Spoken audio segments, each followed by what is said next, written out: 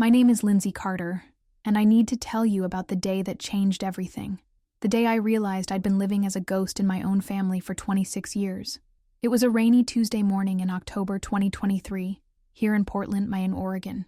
The kind of morning where the gray clouds hang so low you feel like you could reach up and touch them. I was sitting in my tiny studio apartment on Southeast Division, nursing my second cup of coffee and scrolling through social media when I saw it.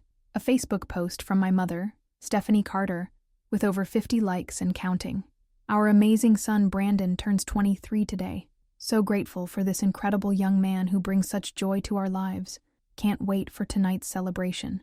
Blessed mom, proud parents, birthday boy. The photo showed our family's dining room decorated like something out of a magazine. Gold and black balloons cascaded from the ceiling, creating an elegant canopy over a table laden with expensive decorations. Professional-looking place settings gleamed under the warm lighting, and I could see the corner of what looked like a custom-made banner with Brandon's name in fancy calligraphy. In the center of it all sat a 3-tiered cake that probably cost more than my monthly grocery budget. I stared at that screen until my eyes burned, counting the balloons, estimating the cost of those elaborate centerpieces, trying to calculate how much money my parents had spent on this single day. Again, you see, this wasn't unusual. This was October 15th, and for the past 23 years, October 15th had been a national holiday in the Carter household. Mom would take the day off from her job at the accounting firm. Dad would rearrange his schedule at the construction company he managed. They'd spend weeks planning, hundreds of dollars shopping, and the entire day cooking, decorating, and fussing over every detail. But here's what really twisted the knife in my chest as I sat there in my cramped apartment. My birthday is October 17th. 2 days after Brandon's. 2 days. And in 26 years, not once, not a single time, had my parents put up so much as a happy birthday sign for me. I set down my coffee cup with shaking hands and walked to my bathroom mirror. The face looking back at me was pale, with dark circles under green eyes that looked too old for 26. My brown hair hung limp around my shoulders, and I was wearing the same oversized sweater I'd thrown on yesterday morning. When was the last time I'd looked in a mirror and seen someone who mattered? The memories came flooding back like they always did when I saw evidence of another one of Brandon's celebrations. I was 7 years old again, pressing my face against the living room window, watching my parents hang streamers and blow up balloons for his 4th birthday party. I remembered asking Mom if she needed help, and she'd shooed me away, saying I'd just get in the way. I remembered asking when we were going to start decorating for my birthday, just 2 days away. And the way she'd looked at me with that expression I'd grown so familiar with, like I was asking for something unreasonable, like I should know better. "Lindsay, honey, you know we can't do this twice in 1 week," she'd said, not even pausing in her balloon tying. And besides, your birthday is on a school day this year. That was the first excuse, but over the years, there were so many others. We'd spent too much money on Brandon's party. Everyone was tired from the big celebration. My birthday fell during a busy week at work. The family was still recovering from Brandon's party. It was too close to Halloween, and people would be busy with other things. 26 years of excuses, and I'd swallowed every single one. I grabbed my phone and scrolled back through Mom's Facebook page, looking at previous years. There it was, 2022, another elaborate Brandon birthday post with professional photos of him blowing out candles on what looked like a designer cake. 2021. The year they'd rented the community center and hired a DJ for his 21st birthday. 2020, even during the pandemic, they'd managed a full family gathering with custom masks that said, "Brandon's Birthday Crew." I scrolled further back, and there it was, the pattern that had defined my entire life laid out in stark detail on social media. Every single year on October 15th, my mother posted about Brandon like he was the center of the universe. Photos of him opening expensive gifts, surrounded by family members all beaming at him with genuine happiness. Pictures of elaborate cakes, professional decorations, and celebrations that clearly cost hundreds or even thousands of dollars. And October 17th, nothing. Radio silence. In 26 years of Facebook posts, my mother had mentioned my birthday exactly 3 times, and each time it was a simple, "Happy birthday to my daughter Lindsay," with no photo, no excitement, no evidence that she'd put any effort into the day at all. I closed Facebook and opened my messages, scrolling to the family group chat that included me, Brandon, Mom, and Dad. The conversation from 2 days ago was all about Brandon's upcoming party. Mom asking what kind of cake he wanted, Dad offering to pick up the good wine, Brandon sending links to expensive restaurant menus, asking if they should cater this year instead of cooking. Not one person had mentioned that my birthday was also coming up. I started typing a message several times and deleted it each time. What was I supposed to say? Hey, remember me, your daughter and sister whose birthday is in 2 days. The words felt pathetic even in my head. Instead, I found myself opening my laptop and doing something I'd never done before, actually calculating how much money my parents had spent on Brandon's birthdays over the years. I created a spreadsheet, because apparently self-torture comes with organizational tools when you work in office administration like I do. Conservative estimates for each year, decorations, food, gifts, venue costs when they rented spaces, entertainment like DJs or special activities. I used prices I could find online, tried to estimate based on what I'd seen in photos and remembered from the years when I still lived at home. By the time I was done, the number at the bottom of the spreadsheet made me feel sick. Over $47,000. In 23 years, my parents had spent at least $47,000 celebrating Brandon's birthdays. For comparison, I calculated what they'd spent on mine over the same period. A few store-bought cakes, maybe $200 total over my entire life. Some years, they forgot entirely and bought a cake at the grocery store on the way home from work, still in the plastic container with the generic "Happy Birthday" message. Most years, we just had whatever cake was left over from Brandon's party 2 days earlier. $47,000 versus $200. I closed the laptop and sat in the silence of my apartment, listening to the rain against my windows. The heating system kicked on with a rattle, reminding me that winter was coming, and I'd need to figure out how to pay a higher electric bill on my modest salary. Meanwhile, my parents were probably at the fancy kitchen store right now, buying ingredients for Brandon's celebration dinner, not giving a single thought to their daughter who was struggling to make ends meet across town. That's when it hit me, the realization that would change everything. I wasn't angry anymore. I wasn't hurt. I was empty. 26 years of being overlooked, dismissed, and treated like an afterthought had hollowed me out until there was nothing left but this quiet, echoing space where my self-worth should have been. But in that emptiness, something new was starting to grow. Not hope, exactly, but something harder and more determined. I was done being invisible. I was done accepting crumbs and calling it love. I was done pretending that this was normal, that this was okay, that this was just how families worked. I picked up my phone and did something that scared me. I called my best friend Jessica, the one person who'd been telling me for years that my family's treatment of me wasn't normal. "Jess," I said when she answered, my voice steadier than I expected. "I need to tell you something, and I need you to help me figure out what to do about it." "Lindsay, are you okay? You sound different." I looked around my small apartment, my sanctuary that I'd created for myself, far from the house where I'd never been celebrated, never been seen. "No," I said, and for the first time in my life, I meant it. "I'm not okay, but I think I'm ready to do something about it." As I started telling Jessica about the Facebook post, about the spreadsheet, about the 26 years of being treated like I didn't matter, I felt something shifting inside me. The ghost of Lindsay Carter was finally ready to become real, and it was going to start with my 27th birthday, just 2 days away. Jessica arrived at my apartment 45 minutes later with a bag of Chinese takeout and the kind of determined expression she got when she was ready to fight someone's battles for them. She'd been my closest friend since college, and she was one of the few people who'd witnessed my family dynamics firsthand during the years we'd shared a dorm room. "Okay," she said, setting the food on my small kitchen table and pulling out her phone. "Show me this Facebook post." I handed her my laptop with the spreadsheet still open. Jessica was a financial analyst, so numbers spoke to her in ways that emotional explanations sometimes didn't. I watched her face change as she scrolled through my calculations, her eyebrows rising higher with each line item. "Lindsay," she said slowly. "This is..." She paused, looking at the total at the bottom of the screen. "This is insane. $47,000.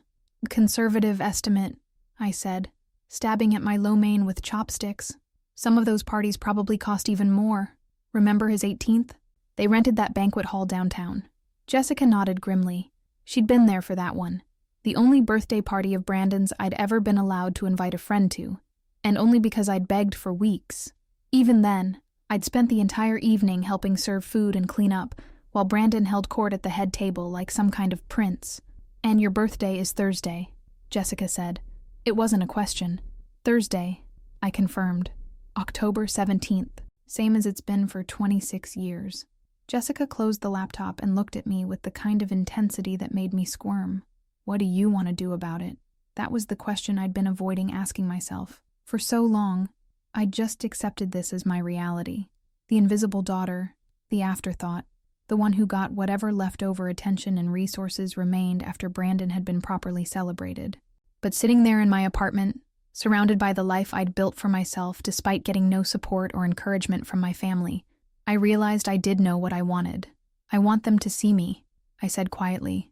"For once in my life, I want my parents to actually see that I exist." Jessica leaned forward. "Okay, how?" I'd been thinking about this since I'd called her, turning possibilities over in my mind like stones. "I want to throw myself a birthday party," I said. "A real one, the kind they've never given me." "That sounds perfect," Jessica said immediately. "I can help you plan it. We can invite all our friends, get a cake, decorations." "No," I interrupted, and something in my voice made her stop. "I want to throw myself the kind of party they throw Brandon. I want to show them exactly what they've been denying me all these years." Jessica blinked. "What do you mean?"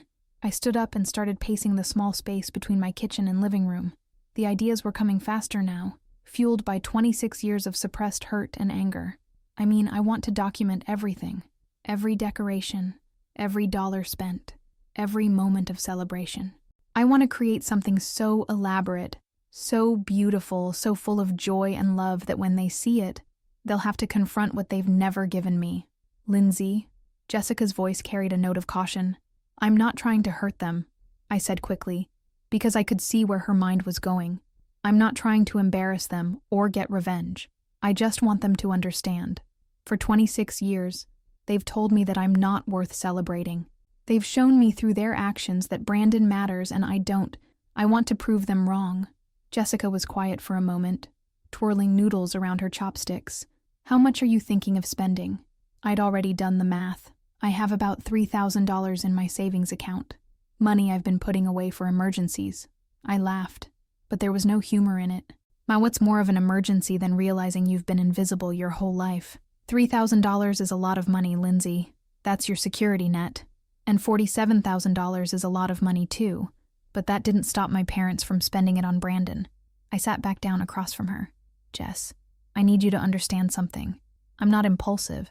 I'm not dramatic. I'm the responsible one, the one who never asks for anything, the one who just accepts whatever scraps of attention I get, but I can't do it anymore." Jessica studied my face for a long moment. What would this party look like? I pulled out my phone and opened Pinterest, showing her the board I'd started creating while waiting for her to arrive. "I want to rent the community center downtown, the same one they used for Brandon's 21st. I want professional decorations, a custom cake, catered food, a photographer to document everything. I want to invite everyone I care about and create something beautiful. And then what? You post the pictures on social media and hope your parents notice." "No," I said, my voice growing stronger. "I invite them. I send them a formal invitation to my 27th birthday party and ask them to come celebrate with me." Jessica's eyes widened. "Lindsay, what if they don't come?" That was the question that terrified me most, but I'd already thought about it. Then at least I'll know where I stand. At least I'll have given them the chance to show up for me, maybe for the first time in my life. And if they don't, I took a shaky breath. Then I'll have thrown myself the most beautiful birthday party ever, surrounded by people who actually love me.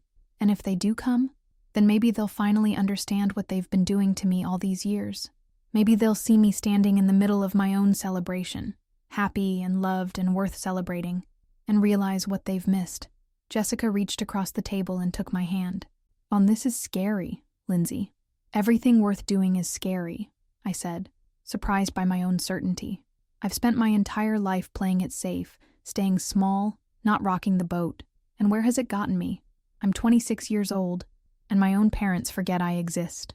"They don't forget you exist," Jessica said gently. "Don't they?"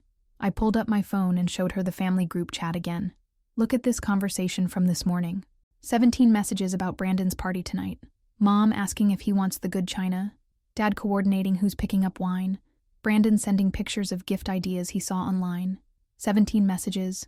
Jess, and my birthday is in 2 days. Jessica scrolled through the messages, her expression growing more troubled. Have you said anything? Reminded them.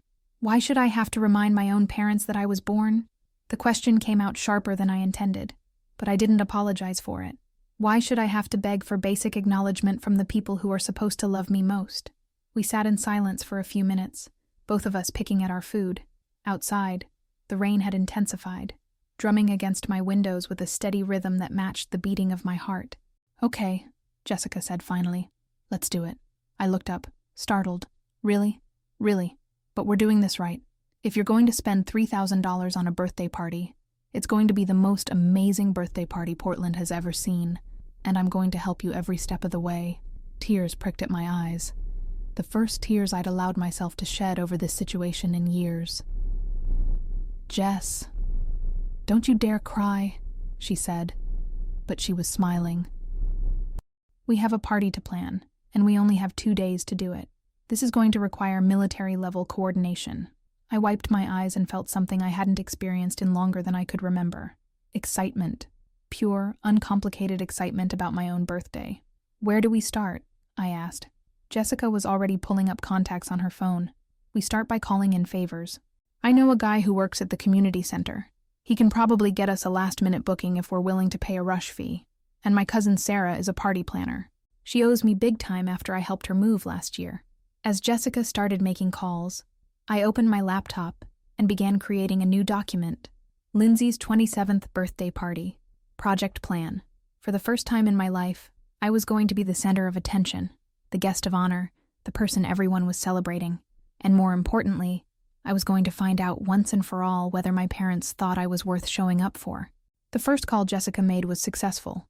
Her contact at the community center could squeeze us in for Thursday evening, though it would cost extra for the short notice. As she negotiated the details, I started writing down everyone I wanted to invite.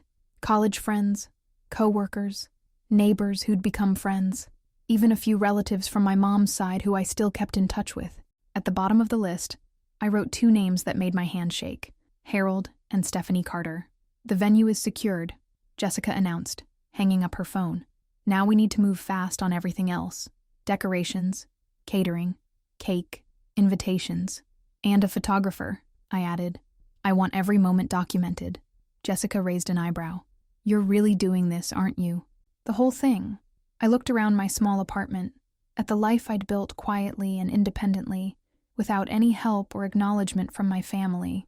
I thought about all the birthdays that had passed unmarked, all the times I'd made my own cake and sung happy birthday to myself, all the years I'd wondered what it would feel like to be the most important person in the room, even for just one day. Yes, I said, my voice steady and sure. I'm really doing this. By the time Jessica left that night, we had a complete plan. Invitations would go out first thing Wednesday morning, digital ones to most people, but printed, formal invitations hand-delivered to my parents. The community center would be decorated with white and gold balloons, string lights, and fresh flowers. We'd hire a local bakery to create a 3-tier cake with my name written in elegant script. A photographer would capture every moment, every smile, every hug. After Jessica left, I sat at my kitchen table addressing the invitation that would change everything. Thick cardstock, elegant fonts, the kind of invitation you'd send for a wedding or a major milestone. In Harold and Stephanie Carter, I wrote in my careful handwriting, you are cordially invited to celebrate the 27th birthday of your daughter, Lindsay Marie Carter. As I sealed the envelope, I whispered a prayer to whatever force in the universe handles justice and redemption. I wasn't asking for a miracle. I was just asking for the chance to finally be seen. Thursday couldn't come fast enough. Wednesday morning arrived gray and drizzly, matching the nervous energy churning in my stomach. I'd barely slept, running through scenarios in my head about how my parents might react to the invitation. Would they be confused? Angry? Would they finally understand what they'd put me through all these years? I called in sick to work, something I'd never done for anything less than actual illness, and spent the morning coordinating the final details for tomorrow's party. Jessica had been right about needing military-level organization. By 10 a.m., I'd confirmed the caterer, finalized the decoration order, and spoken with the photographer about the specific shots I wanted. But first, I had to deliver the invitation. My parents lived in the same house where I'd grown up, a modest two-story in the Laurelhurst neighborhood with a perfectly manicured front lawn that my father obsessed over every weekend. As I pulled into their driveway at 11:30 a.m., I could see Mom's car was gone, probably at work, but Dad's pickup truck sat in its usual spot. I sat in my car for a full 5 minutes, staring at the house where I'd spent 18 years feeling invisible. The white siding looked freshly painted, and Mom's flower boxes were still perfectly maintained even in October. Everything looked exactly the same as it had when I'd moved out 8 years ago, except for one thing. There was no evidence that I'd ever lived there. When Brandon had left for college, Mom had converted his room into a craft space, but kept all his trophies and photos on display. When I'd moved out, they'd turned my room into a home office within a week, boxing up my belongings and storing them in the garage without asking if I wanted anything. I took a deep breath and walked to the front door, the formal invitation clutched in my sweating palm. Dad answered on the second knock, looking surprised to see me. "Lindsay, what are you doing here? Shouldn't you be at work?" "Hi, Dad." I held out the envelope. "I have something for you and Mom." He took the invitation, turning it over in his calloused hands. Harold Carter was 58 years old, with graying brown hair and the kind of permanent squint that came from years of construction work. He'd always been a man of few words, leaving most of the parenting decisions to Mom. "What's this about?" he asked, not opening it. "Just, please read it when Mom gets home. Both of you. Together." I hesitated, then added, "It's important." Dad studied my face, and for a moment I thought I saw something flicker in his eyes, maybe concern or curiosity. "Are you okay, kiddo? You look tired." "Kiddo." He hadn't called me that in years. "I'm fine, Dad. Just please make sure Mom sees this today, okay?" He nodded, still looking puzzled. "Sure thing. You want to come in?" I was just fixing the kitchen faucet. The offer caught me off guard. When was the last time either of my parents had invited me to just hang around the house? "No, I have some errands to run, but thank you." As I drove away, I caught a glimpse of Dad in the rearview mirror, still standing in the doorway, holding the invitation. The rest of Wednesday passed in a blur of phone calls, confirmations, and preparations. Jessica met me at the community center to oversee the decoration setup, and I was amazed at how the space transformed under the hands of the rental company. White and gold balloons created elegant arches, string lights twinkled like stars across the ceiling, and fresh white roses in tall vases gave the whole room a sophisticated, celebratory feel. "This is gorgeous," Jessica breathed, adjusting one of the centerpieces. "Lindsay, this looks like something out of a wedding magazine." She was right. The room looked magical, like a place where important celebrations happened, where people gathered to honor someone special. I'd never been in a space that was decorated entirely for me before. My phone buzzed with a text message. My heart jumped, thinking it might be one of my parents responding to the invitation, but it was from Brandon. "Hey, sis. Weird question. Mom seems kind of upset about something. She won't tell me what, but she keeps asking if I've talked to you lately. Everything okay?" I stared at the message for a long time before typing back, "Everything's fine. How was your party yesterday?" His response came immediately. "Amazing. Mom and Dad really outdid themselves. The cake was incredible, and Dad got me that watch I'd been wanting. Thanks for asking." Seriously though, what's going on with Mom? I turned off my phone without responding. If Mom was upset, that meant she'd read the invitation. The question was, what kind of upset was she? That evening, Jessica and I picked up the cake from the bakery, and I almost cried when I saw it. 3 tiers of white fondant with delicate gold piping, and at the top, in beautiful script, "Happy 27th birthday, Lindsay." It was everything I'd ever dreamed a birthday cake could be. 27 years old, Jessica said as we carefully loaded it into her car. "Are you ready to finally be celebrated?" "I think so," I said, but my voice wavered. "Jess, what if no one comes tomorrow?" "Everyone's going to come," she said firmly. "I've gotten RSVPs from 32 people so far. Your coworkers are coming, all our college friends. Even your neighbor Mrs. Patterson said she'll stop by." "What about my parents?" Jessica was quiet for a moment. "I don't know, honey. But even if they don't come, you're still going to have the most beautiful birthday party, surrounded by people who love you and see your worth." That night, I laid awake until nearly 3 a.m., alternating between excitement and terror. Tomorrow was my birthday, my 27th birthday, and for the first time in my life, it was going to be celebrated properly. with or without my parents. Thursday, October 17th, 2023, dawned surprisingly clear. The rain had stopped overnight, and pale morning sunlight filtered through my apartment windows. I woke up before my alarm and lay in bed for a moment, processing the fact that this was it. This was my day.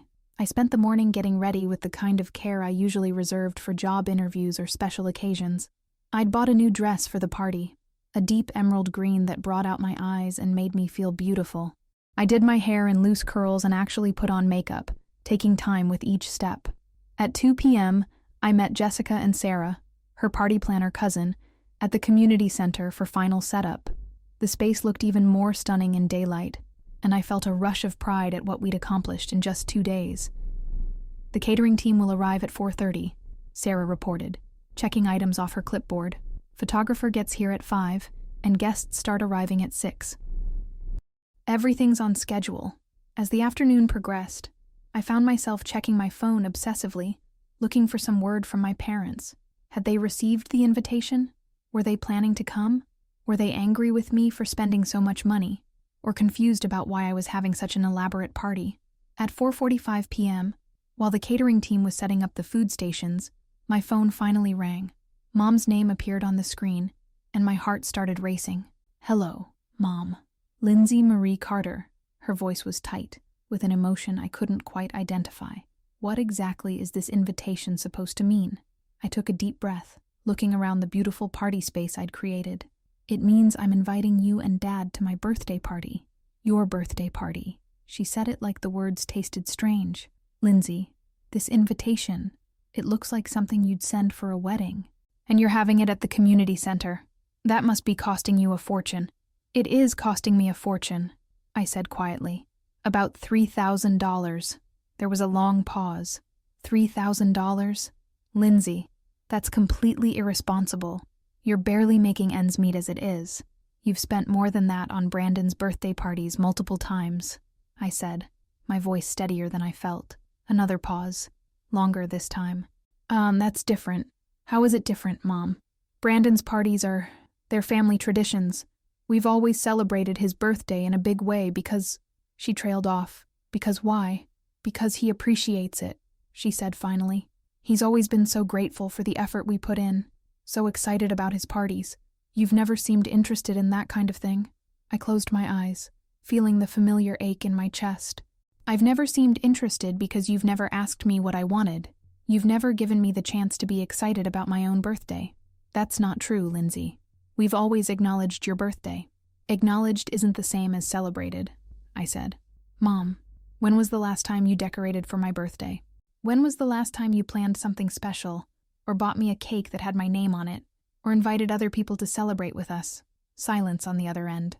"I can tell you when," I continued, my voice growing stronger. "Never. In 26 years, you have never once treated my birthday like it mattered. Lindsay, that's not fair. We've always been dealing with your birthday right after Brandon's, and you know how exhausting party planning can be. So exhausting that you can't do it twice in 1 week," I finished. "I've heard that excuse my entire life, Mom. But somehow, you never seem too tired to plan elaborate celebrations for Brandon year after year." "This is ridiculous," Mom said, but there was something different in her voice now. Less certainty, maybe. You're being dramatic." "Am I? Mom, I calculated it. Over the years, you and Dad have spent at least $47,000 on Brandon's birthdays. 47,000? Do you know how much you've spent on mine? Maybe $200 total?" The silence stretched so long, I thought she might have hung up. "That can't be right," she said finally, her voice smaller than before. "It is right. I have a spreadsheet. Lindsay." She sounded lost, confused in a way I'd never heard from my usually confident mother. "I'm not telling you this to hurt you," I said gently. "I'm telling you because I need you to understand what it's felt like to be your daughter for 26 years. I need you to know what it's like to watch your brother get celebrated like a prince while you get forgotten." "We don't forget you," Mom said, but the protest sounded weak. "Then come tonight," I said. "Come to my party and celebrate with me. For once in my life, show up for me the way you show up for Brandon every single year." Another long pause. I could hear Dad's voice in the background, asking who was on the phone. "I don't know, Lindsay," Mom said finally. "This whole thing feels..." I don't know how to feel about this. Feel however you need to feel, I said, looking around the beautiful space that was about to be filled with people who actually wanted to celebrate me. But if you want to be part of your daughter's life, if you want to see who I am when I'm happy and celebrated and surrounded by love, then come tonight. The party starts at 6. I hung up before she could respond, my hands shaking. Jessica appeared at my side immediately. Hey, how did it go? I don't know, I said honestly. I really don't know. At 5:55 p.m., I stood at the entrance of the community center in my beautiful green dress, greeting the first guests as they arrived. My coworkers came bearing gifts and huge smiles. College friends I hadn't seen in months showed up with flowers and enthusiastic hugs. Even Mrs. Patterson from my apartment building arrived with a bottle of wine and a card. By 6:30, the room was full of laughter and conversation, and I was having the most wonderful time of my life. People were taking pictures with me, telling stories, making toasts. The photographer was capturing every moment, and I felt beautiful and important and celebrated, but I kept watching the door. At 7:15, just as I was beginning to accept that my parents weren't coming, the door opened, and my heart stopped. Dad walked in first, looking uncomfortable in a dress shirt and tie. Behind him, Mom appeared in a navy blue dress I'd never seen before, carrying a wrapped gift and wearing an expression I couldn't read. They'd come. After 26 years of making me feel invisible, my parents had finally shown up for me. The question was, what happened now? The moment I saw my parents walk through the door, everything else in the room seemed to fade away. The laughter of my friends, the music playing softly in the background, the photographer snapping candid shots. It all became distant background noise as I watched Harold and Stephanie Carter take in the scene before them. Mom's eyes went wide as she surveyed the decorated space. I saw her take in the elegant balloon arrangements, the string lights twinkling overhead, the beautifully set tables with their white linens and gold accents. Her gaze lingered on the 3-tiered cake displayed on a special table, with its perfect script reading, "Happy 27th birthday, Lindsay," before moving to where I stood surrounded by friends, all of us dressed up and clearly having a wonderful time. For a moment, neither of my parents moved. They just stood there in the doorway, looking completely out of place and overwhelmed. Jessica appeared at my elbow. "Your parents came," she murmured, and I could hear the surprise in her voice. "They came," I repeated, still not quite believing it. Dad spotted me first and gave me a small wave. He looked genuinely uncomfortable in his dress shirt and tie. I couldn't remember the last time I'd seen him dressed up for anything other than Brandon's graduation or major birthday milestones. Mom was still staring around the room with an expression I couldn't quite read. Shock, maybe, or something deeper. I excused myself from the conversation I'd been having with my coworkers and walked across the room toward my parents, my heart hammering against my ribs. This was it, the moment I'd been both hoping for and dreading for 26 years. "Hi," I said when I reached them, suddenly feeling awkward and uncertain. "What was the protocol for greeting parents who had actually shown up to your birthday party for the first time in your adult life?" "My Lindsay," Dad said, and his voice was softer than usual. This is really something." Mom was still looking around, taking in details. I watched her count the tables, estimate the number of guests, probably calculating costs in her head the same way I had done with Brandon's parties. When her eyes finally met mine, I was surprised to see they were bright with unshed tears. "You did all this?" she asked quietly. "Jessica helped," I said. And her cousin Sarah did the planning. But yes, I organized it. The decorations are beautiful," Dad said, and he sounded like he meant it. "Really professional. Thank you." I gestured toward the gift table. "You didn't have to bring anything."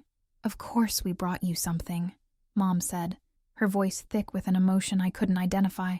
"It's your birthday." She handed me a wrapped box, rectangular, about the size of a book, wrapped in silver paper with a white bow. It looked hastily done, not like the elaborate gift wrapping I'd seen on Brandon's presents over the years, but it was still more effort than they'd put into most of my birthdays. "Should I open it now?" I asked. "Later," Mom said quickly, "when you're opening all your gifts." An awkward silence fell between us. Around us, the party continued, my friends laughing and chatting, completely unaware of the monumental significance of this moment. Mrs. Patterson was telling a story that had everyone at her table in stitches. My coworker David was helping himself to a second piece of appetizer. Everything was exactly as I'd hoped it would be, except for this strange, tense bubble around my parents and me. "Would you like something to drink?" I asked. "We have wine, or there's a full bar set up." "Wine would be nice," Dad said gratefully, and I could tell he needed something to do with his hands. As I led them toward the bar area, I noticed people were starting to stare, not in a rude way, but with curiosity. Jessica had told some of our mutual friends about my family situation over the years, and I'm sure they were surprised to see my parents here. "Lindsay," Mom said suddenly, stopping in the middle of the room. "How many people are here?" I looked around, doing a quick count. About 35, I think, maybe 40, and they all came for you. There was something in her voice that made me look at her more closely. She wasn't asking in a judgmental way, or with the skeptical tone I'd expected. She sounded almost amazed. "Yes," I said simply. "They all came for me." I watched something shift in Mom's expression as she looked around the room with new eyes. She was seeing my coworkers from the insurance office where I worked, friends from college who'd driven up from Eugene and Salem just for tonight, neighbors who barely knew me but had come anyway because they'd been invited. She was seeing people who had chosen to spend their Thursday evening celebrating me. "I didn't realize you had so many friends," she said quietly. The comment stung, but I tried not to let it show. Of course, she didn't realize. She'd never shown any interest in my social life, never asked about my friends or what I did in my free time. But I could see that she was genuinely surprised by the turnout, and maybe that was a start. Jessica appeared with glasses of wine for my parents, playing the perfect hostess. "Mr. and Mrs. Carter, I'm so glad you could make it. Lindsay was really hoping you'd be here. It's a lovely party," Dad said, accepting his wine gratefully. "You girls did a beautiful job." "It was all Lindsay's vision," Jessica said loyally. "She knew exactly what she wanted, and she made it happen." Mom took a sip of her wine and looked at me. "This must have cost a lot," I said, cutting her off before she could finish the question. "It cost a lot, but it was worth it." Before Mom could respond, David from my office appeared with a big smile. "Lindsay, are you going to introduce us to your parents?" For the next hour, I found myself in the surreal position of introducing my parents to various friends and acquaintances. It should have been a normal thing. Most people's parents knew their friends, had met them at various gatherings over the years. But for me, this was completely new territory. I watched my parents interact with my social circle, and I started to see myself through their eyes. David told them about how I'd reorganized the entire filing system at work and made everyone's jobs easier. Sarah, a friend from college, shared the story about how I'd driven 6 hours to help her move apartments when she'd been going through a difficult breakup. Mrs. Patterson mentioned how I always helped her carry her groceries up the stairs and had once spent an entire Saturday helping her set up her new television. With each story, each interaction, I saw my parents. Expressions change. They were discovering that I had a life, a personality, relationships, people who valued and appreciated me.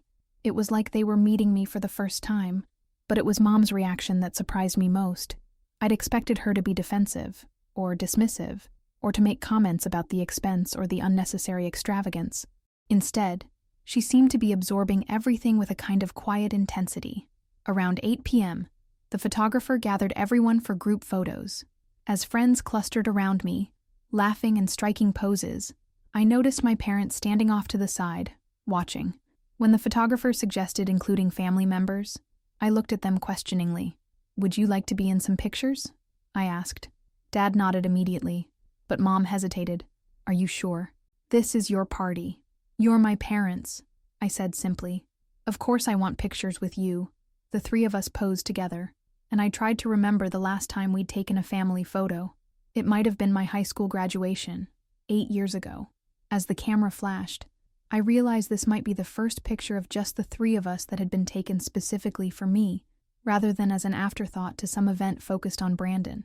When it was time to cut the cake, the traditional happy birthday song felt different than it ever had before. 40 voices singing to me, my parents, voices among them, while I stood behind the most beautiful cake I'd ever seen with my name written across the top. The photographer captured every moment as I made a wish and blew out the candles. What did I wish for? For this feeling to last. For this moment of being seen and celebrated and surrounded by love to somehow heal 26 years of feeling invisible. As people began to leave around 9:30, accepting to-go bags of leftover cake and giving me hugs and birthday wishes. My parents lingered. They helped clean up without being asked, Dad folding chairs and Mom collecting empty glasses. Finally, it was just the three of us in the slowly deflating party space. The decorations were still beautiful, but the energy was winding down, and I was emotionally exhausted. "Lindsay," Mom said, her voice careful and measured, "can we talk?" I looked at Dad, who nodded encouragingly. "Sure." We sat at one of the round tables, the remains of my beautiful cake still visible on its special display. Mom twisted her wine glass in her hands, clearly struggling with how to begin. "I want to apologize," she said finally, her words coming out in a rush. "Not just for tonight, but for everything. For all the birthdays we didn't celebrate properly. For making you feel like you didn't matter." I felt tears prick at my eyes, but I didn't trust myself to speak yet. "I didn't realize," she continued, her voice breaking slightly. "I honestly didn't realize what we'd been doing to you all these years. I thought you were just different from Brandon, more independent, less interested in big celebrations. I thought we were giving you what you wanted by keeping things low-key." "I never said I wanted things low-key," I said softly. "No," she agreed, tears now flowing freely down her cheeks. "You never said that. We never asked you what you wanted. We just assumed." Dad reached across the table and took my hand. His was rough and calloused from construction work, but warm and steady. "We messed up, kiddo, big time. Seeing you tonight," Mom continued, "seeing how happy you were, how many people love you and came to celebrate you, it made me realize what we've missed, what we've denied you, and what we've denied ourselves." I looked at my parents, really looked at them, and saw something I'd never seen before. Regret, genuine remorse, and maybe, finally, understanding. I don't understand why it was always different with Brandon," I said, the question that had haunted me my entire life finally finding voice. Mom was quiet for a long moment, staring at her hands. "Brandon was our surprise baby," she said finally. "He came along when we'd already decided we were done having children, when you were 3 years old and I was sure I didn't want to go through pregnancy again. When we found out I was pregnant, it took us a long time to adjust." She paused, taking a shaky breath. "And then when he was born, he was so different from you. You were such an easy baby, so independent and content to entertain yourself. Brandon was the opposite.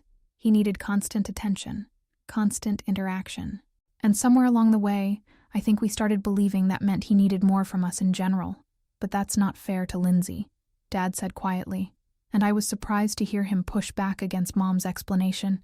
"No, it's not fair," Mom agreed. "It's not fair at all. We treated their needs as if they were fundamentally different, when the truth is, all children need to feel celebrated and important and loved. We failed you, Lindsay. We failed you in a way that I'm not sure we can ever fully make up for." I sat in silence, processing her words. Part of me wanted to tell them it was okay, that I forgave them, that we could just move forward and forget about the past. But I'd spent my entire life making things easy for everyone else, and I was tired of swallowing my pain to make other people comfortable. "It hurt," I said simply. "It hurt so much, for so many years. Watching Brandon get celebrated like a prince while I felt invisible in my own family, having to make my own birthday cakes, sing happy birthday into myself, pretend I didn't care when really I was dying inside." Both of my parents were crying now, and I realized I was too. "I'm sorry," Mom whispered. "I'm so sorry." "We both are," Dad added, "and we want to do better. If you'll let us, we want to try to make up for lost time." I looked around the beautiful party space I'd created, at the evidence of what I was capable of when I decided I was worth celebrating. I thought about all the friends who had shown up for me, all the love I'd felt tonight, all the ways I'd been seen and valued and appreciated. "I'd like that," I said finally, "and I'd like to try." Mom reached across the table and took my other hand, so the three of us were connected in a circle. "Can I ask you something?" she said. I nodded. "Will you help me plan Brandon's birthday party next year? I want to learn how to do what you did tonight. I want to understand what real celebration looks like." I laughed through my tears, surprised by the request. "You want me to help you plan Brandon's party? I want you to teach us how to make someone feel as loved and special as you felt tonight," Dad said. "And then I want us to throw you a party like this every single year for the rest of your life." Looking at my parents, tear-stained faces, Seeing the genuine remorse and love in their eyes, I felt something shift inside me. The hurt was still there. 26 years of pain doesn't disappear in one conversation. But alongside the hurt was something new, hope. For the first time in my life, I believed my parents truly saw me, and that was the greatest birthday gift I could have asked for.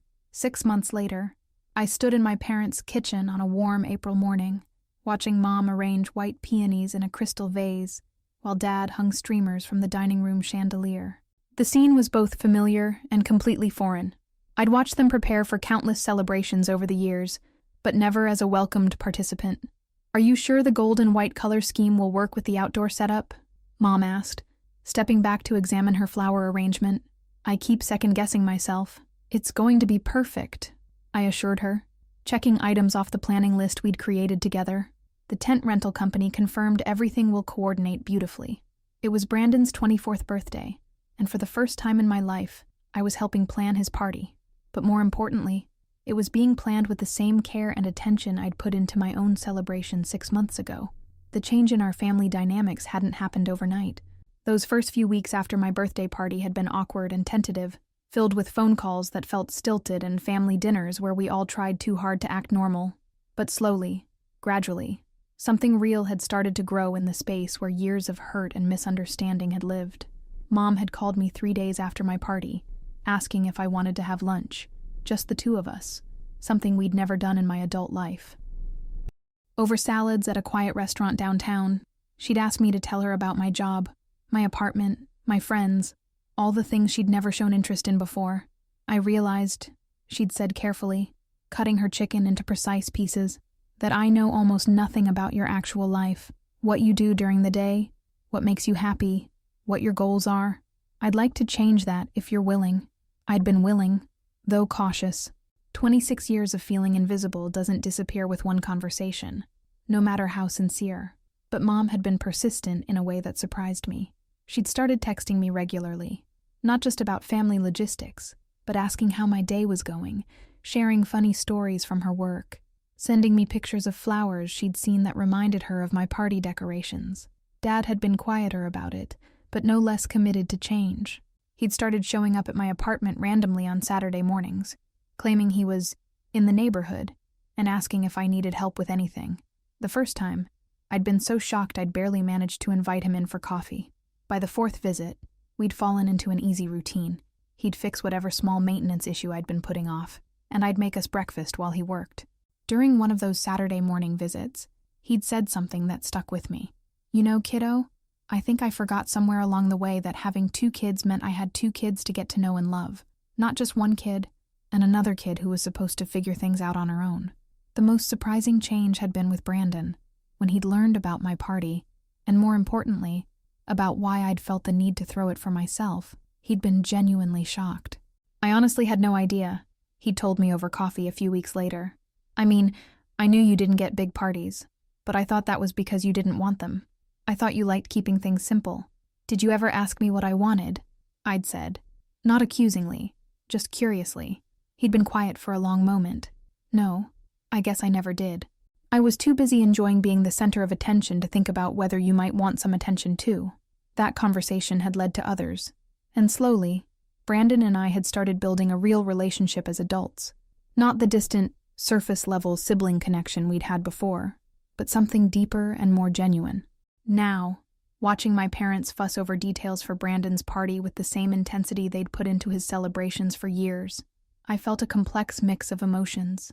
There was still a small part of me that felt envious, the little girl who'd watched from the sidelines for so many years. But mostly, I felt something I'd never experienced before, genuine excitement about celebrating my brother. Because this year was different. This year, I was part of the planning. This year, my input mattered. This year, I belonged at the celebration in a way I never had before. "Lindsay, can you double-check the catering timeline?" Dad called from the dining room. "I want to make sure we have everything coordinated properly." I smiled, consulting the detailed planning binder I'd created. After the success of my own party, I discovered I actually had a talent for event planning. Who knew that all those years of watching elaborate celebrations from the sidelines had taught me something? "Catering arrives at 2 p.m. for setup," I called back. "Guests start arriving at 4 p.m. and Brandon should be back from his fake errand run by 4:30. "This is going to be the best surprise party ever," Mom said, and there was something in her voice that made me look at her more closely. She was beaming with the kind of excitement I'd seen countless times over the years, but this time, she caught my eye and smiled. "Thank you for helping us make this special." It was a small acknowledgement, but it meant everything. For the first time in my life, I was being thanked for contributing to a family celebration, instead of just being expected to help and then forgotten. The party was indeed a success. Brandon was genuinely surprised when he walked into the backyard to find 30 people shouting, "Surprise!" The decorations were elegant, the food was delicious, and everyone had a wonderful time. But what made it different from all his previous parties wasn't the professional planning or the perfect execution. It was the way Mom made sure to mention my contributions when people complimented the setup. It was the way Dad insisted I be in the family photos, right in the center instead of off to the side. It was the way Brandon thanked me specifically during his speech, telling everyone how much my help had meant to him. Most importantly, it was the way I felt like I belonged there, not as invisible help, but as a valued family member. As the evening wound down and we started cleaning up, Brandon pulled me aside. "I have something for you," he said, looking uncharacteristically nervous. "For me. It's your birthday." He handed me a small wrapped box. "Just open it." Inside was a delicate gold necklace with a small pendant that read, "Best Sister Ever," in elegant script. "Brandon," I started, my eyes filling with tears. "I know I can't make up for all the years I was too selfish and clueless to be a good brother to you," he said quickly. "But I want to try. I want us to be real siblings, not just people who happen to share parents." I hugged him tightly. This brother I'd spent my whole life feeling distant from, and realized that healing sometimes comes in the most unexpected forms. 2 weeks later, on May 3rd, I received a text from Mom that made me stop in the middle of the grocery store. "What are you doing?" "October 17th. We need to start planning your 28th birthday party. And this time, we're going all out." That evening, my parents came over to my apartment with a bottle of wine and a notebook full of ideas. We sat around my small kitchen table, brainstorming themes and venues and guest lists, and I felt something I'd been afraid to let myself feel. Pure, uncomplicated joy about my upcoming birthday. "What about a garden party?" Mom suggested. "We could rent that beautiful space at the Botanical Gardens, or a dinner cruise on the river," Dad added. "You've always loved being on the water. Whatever you want," Mom said, reaching across the table to squeeze my hand. "This is your year, your choice, your celebration." As we talked and planned and laughed together, I thought about the journey that had brought us to this moment. It had started with a spreadsheet and a broken heart, with the desperate need to prove that I was worth celebrating. It had required courage I wasn't sure I possessed, and a willingness to risk everything on the chance that love might win over indifference. But here we were, 18 months later, planning my 28th birthday party together. Not just planning it, but excited about it, invested in making it perfect, eager to celebrate me in the same way we'd always celebrated Brandon. "I have an idea," I said suddenly, surprising myself. "What if we make this an annual tradition? Not just planning my party, but planning all our celebrations together. Brandon's birthday, Mom's, Dad's. What if we made it a family effort every time?" Mom's eyes lit up. "I love that idea. We could become the family that throws amazing parties, the family that celebrates each other properly," Dad added. As I looked around my small kitchen table at my parents, really looked at them, seeing people who had made terrible mistakes but were working hard to change, I realized something important. This wasn't just about birthday parties. This was about becoming the family we'd never been, but could still choose to be. The hurt from those first 26 years would always be part of my story. But it didn't have to be the end of my story. 3 months ago, I'd been the invisible daughter, the forgotten child, the one who celebrated her own birthday alone. Tonight, I was a cherished family member whose parents were eagerly planning ways to make her feel special and loved. Some stories don't have happy endings because the damage runs too deep, the patterns are too entrenched, the people are too unwilling to change. But some stories, like mine, have something better than happy endings. They have hopeful beginnings. As we continued planning late into the evening, filling pages with ideas for not just my birthday, but for years of future celebrations, I felt something settle in my chest that had been restless and aching for decades. I felt like I finally, truly belonged. And for someone who had spent most of her life feeling invisible, that was the most beautiful gift of all. The morning of October 17th, 2024, I woke up in my apartment to find 17 missed calls and 43 text messages on my phone. For a split second, I panicked, thinking there might be an emergency. But as I scrolled through the messages, I realized they were all birthday wishes. From Mom, happy 28th birthday to my amazing daughter. Cannot wait to celebrate you tonight. From Dad, happy birthday, kiddo. So proud to be your father. From Brandon, happy birthday to the best sister in the world. Thanks for teaching us all what family really means. From Jessica, it's your day, birthday queen. Ready for round 2 of the most epic celebration? Messages from co-workers, friends, neighbors, even some relatives I hadn't heard from in years. My phone kept buzzing with well wishes, with people excited to celebrate me. But the message that made me cry happy tears was from Mom, sent at 6:47 a.m. I've been awake since 5 a.m. putting final touches on your party decorations. I can't wait for you to see how beautiful everything looks. You deserve all the love and celebration in the world, and I'm sorry it took me 27 years to realize it. I love you so much.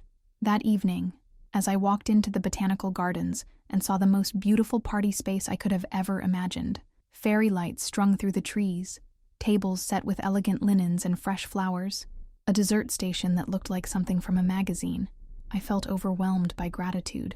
Not just for the party, though it was perfect. Not just for the guests who had gathered to celebrate me, though their presence meant everything, but for the long, difficult, worthwhile journey that had brought me to this moment. Standing in the center of my celebration, surrounded by family who finally saw me and friends who had always valued me, I realized that sometimes the best gifts come wrapped in the hardest lessons. I'd learned that love isn't always given freely, but it can be earned and taught and chosen. I'd learned that being invisible doesn't mean being worthless. Sometimes it just means being in the wrong place with the wrong people. I'd learned that the courage to stand up and say I matter can change everything, even when it's the scariest thing you've ever done. And most importantly, I'd learned that some stories that start with heartbreak can end with healing, if you're brave enough to believe you deserve better and persistent enough to create it. As Mom called everyone to attention for the traditional birthday toast, I looked around at the faces of people who were genuinely happy to be there, genuinely excited to celebrate me. My parents, beaming with pride. Brandon, holding up his phone to record the moment. Jessica, grinning like she'd personally orchestrated world peace. Dozens of other people who had chosen to spend their evening making me feel special. To Lindsay, Mom said, raising her glass, her voice strong and clear and full of love. To our daughter, our sister, our friend. To someone who taught us that every person deserves to be celebrated, and who had the courage to celebrate herself when no one else would. Thank you for never giving up on us, even when we gave up on you. This is your night, your year, your life, and we are so grateful to be part of it. As everyone cheered and glasses clinked around me, I made a wish, not just for myself, but for every person who has ever felt invisible in their own family, overlooked in their own life. I wished for them to find the courage to believe they deserve better. I wished for them to discover their own worth, even when no one else sees it. And I wished for them to create their own celebrations, their own joy, their own proof that they matter. Because sometimes, the most powerful thing you can do is throw yourself a party and invite the world to see how much you're worth celebrating. And sometimes, just sometimes, the people who matter most will finally show up. 2 years later, October 2026. The notification popped up on my phone just as I was putting the finishing touches on the dessert table. Your video, how I spent $3,000 on my own birthday party to prove a point to my family, has reached 2 million views. I smiled, shaking my head in amazement. When I'd first posted that video 18 months ago, sharing my story and the photos from both birthday parties, I'd never expected it to resonate with so many people. But the comments section had become a gathering place for people sharing their own stories of feeling invisible in their families, of finally standing up for themselves, of learning to celebrate their own worth. Lindsay, Jessica called from across the community center. The photographer wants to get some shots of you with the birthday cake before guests arrive. I looked around the beautifully decorated space, my 3rd annual birthday party, but this time with a twist. This wasn't just my celebration anymore. Over the past 2 years, something unexpected had grown from my decision to throw myself that first party. What had started as a desperate attempt to be seen by my family had evolved into something much bigger, a business. Celebration Solutions by Lindsay. had begun accidentally. After seeing the photos and hearing the story of my 27th birthday party, 3 different people had asked me to help them plan their own celebrations, then 5 more, then 10. Word spread through social media and local networks about the woman who specialized in helping people create the celebrations they'd always deserved but never received. I'd started small, working evenings and weekends while keeping my day job. But within a year, I was booking more events than I could handle. The business had grown beyond just birthday parties. I was planning anniversary celebrations for couples who'd never had a proper wedding, graduation parties for adults who'd gone back to school later in life, retirement celebrations for people whose companies had barely acknowledged their decades of service. My specialty, I'd discovered, was helping people who had been overlooked, undervalued, or forgotten create moments of genuine celebration and recognition. "Lindsay, you need to see this," Mom said, appearing at my elbow with her phone. She'd become my unofficial social media manager, something I never could have imagined 2 years ago. "The local news wants to do a feature story about tonight's event." Tonight wasn't just my 29th birthday party. It was the launch of something I'd been working on for months, the first annual Celebrate Yourself community event. I'd invited everyone who'd ever felt invisible at their own celebrations, people who'd reached out to me through my business, viewers of my viral video, anyone who needed to experience what it felt like to be truly celebrated. The community center was decorated more elaborately than ever, but this time, it wasn't just for me.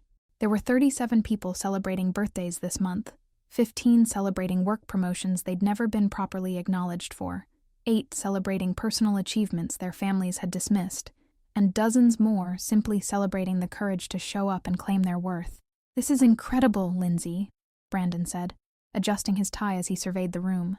He'd driven up from Eugene, where he was finishing his master's degree, specifically to be here tonight. "I can't believe this all started with your birthday party 2 years ago." "Actually," I said, straightening one of the centerpieces, "it started with a spreadsheet and 26 years of hurt feelings. The party was just the first step." Brandon's expression grew serious. Over the past 2 years, he'd become one of my biggest supporters, but also one of the most vocal advocates for acknowledging our family's past mistakes. He'd even written a blog post for my website about learning to be a better brother and recognizing privilege within families. "I'm proud of you, sis," he said quietly, "for everything you've built, but mostly for not letting what happened to you make you bitter. You could have used your experience to tear down other people's celebrations, but instead you're creating more joy in the world." Before I could respond, Dad appeared carrying a large floral arrangement. "Where do you want these, kiddo?" he asked. "The delivery guy said they're from that family in Seattle, the ones whose daughter you helped plan the Sweet 16 for." I directed him to the gift table, which was overflowing with flowers, cards, and small gifts from clients, viewers, and people whose stories had been touched by mine. It was overwhelming and humbling to see physical evidence of how far this journey had taken me. 5 minutes until doors open," Jessica announced, and I felt the familiar flutter of pre-party nerves mixed with excitement. Mom appeared beside me, adjusting my necklace, the same best sister ever necklace Brandon had given me at his surprise party 2 years ago. I wore it to every celebration now. "How are you feeling?" she asked, studying my face with the attentiveness that still surprised me after all this time. "Grateful," I said simply. 2 years ago, I spent $3,000 trying to prove I was worth celebrating. Tonight, I'm surrounded by people who already know their worth, and I get to help them celebrate it. The transformation in my relationship with Mom had been the most profound change of all. She'd not only become genuinely interested in my life and business, but she'd also started volunteering with a local organization that helped children in foster care plan birthday celebrations. She'd told me that working with kids who'd never had proper birthday parties made her understand, finally, what she'd put me through. "You know," she said, smoothing down a strand of my hair, "I used to think celebrations were just about the person having the birthday or the anniversary or whatever. But watching what you've built, seeing how these events bring communities together and help people heal, I realize celebrations are about so much more than that. They're about being seen," I agreed. "About having your existence acknowledged and your worth affirmed. About love made visible," Dad added, joining our conversation. He'd gotten surprisingly philosophical over the past 2 years, often making observations that caught me off guard with their insight. As guests began arriving, I watched the room fill with an energy I'd never experienced at any celebration before. These weren't people who felt obligated to be here, or who were going through the motions of social courtesy. These were people who understood the profound importance of being celebrated, who had fought their own battles to be seen and valued.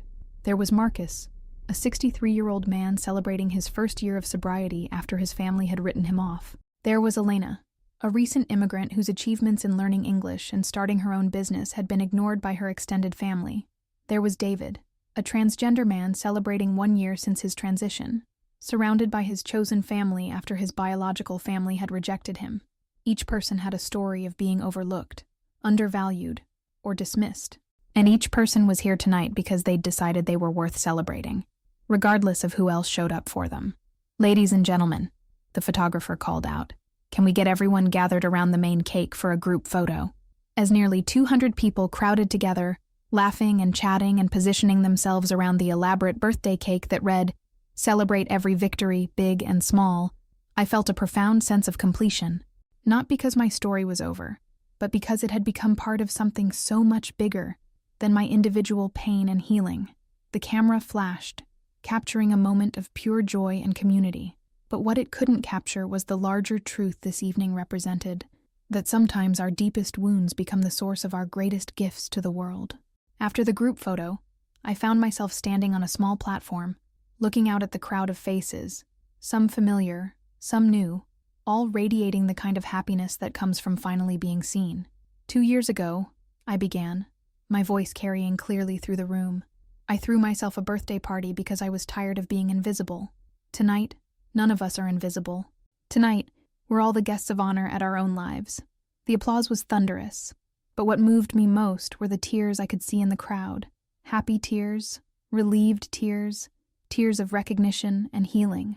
As the evening continued, I moved through the crowd, talking with guests, hearing their stories, witnessing their joy. But the moment that will stay with me forever happened near the end of the night. A young woman, probably in her early 20s, approached me hesitantly. She was holding a small wrapped gift and looked nervous. "Hi, I'm Sarah," she said quietly. "I've been following your story online, and I wanted to thank you." "Thank me for what?" I asked gently. "For showing me it was okay to want to be celebrated," she said, tears starting to flow. "I've spent my whole life believing that wanting attention for my birthday or my achievements made me selfish or needy. Watching your journey gave me permission to throw myself a graduation party last month, the first celebration I've ever had that was actually about me." She handed me the gift, which turned out to be a framed photo of her graduation party. In the picture, she was surrounded by friends, wearing a cap and gown, beaming with joy as she held her diploma. In the corner of the frame, she'd written, "Thank you for teaching me I'm worth celebrating, Sarah." As I hugged this young woman who'd found the courage to celebrate herself, I realized that my story had come full circle in the most beautiful way possible. I'd started this journey feeling invisible and desperate to be seen by my family. I'd ended up not only healing those relationships, but creating a community of people who saw each other, celebrated each other, and understood that every person deserves to feel valued and important. The girl who once sat alone in her apartment, creating spreadsheets of her family's indifference, had become a woman who helped others create celebrations of their own worth. And every single celebration, including this one, was proof that sometimes the most powerful thing you can do is decide you matter. Throw yourself a party, and invite the world to see how much you're worth celebrating. As the last guests filed out that night, carrying leftover cake and exchanging contact information for future celebrations, I stood in the slowly emptying community center surrounded by my family, both the one I was born into and the one I'd created. "So," Jessica said, starting to stack chairs, "what's next?" "I saw that email from the publisher interested in your book proposal." I smiled, looking around at the remnants of another successful celebration. "Next, we keep creating spaces where people can be celebrated for exactly who they are. We keep proving that everyone deserves to be seen. And maybe," Brandon added with a grin, "we plan an even bigger event for your 30th birthday?" "Maybe," I said, laughing. "But honestly, after tonight, I think I've learned something even more important than how to throw a good party." "What's that?" Mom asked. "I've learned that the best celebrations aren't about the decorations or the cake or even the guests," I said, my voice full of certainty. "Abby, they're about the courage to believe you deserve joy and the generosity to help others find theirs." As we finished cleaning up and turned off the lights in the community center, I felt grateful for every part of the journey that had brought me here. The pain, the healing, the courage, the growth, and most importantly, the discovery that my story of feeling invisible could become a light helping others find their way to being seen. Some celebrations mark the end of something. This one felt like the beginning of everything.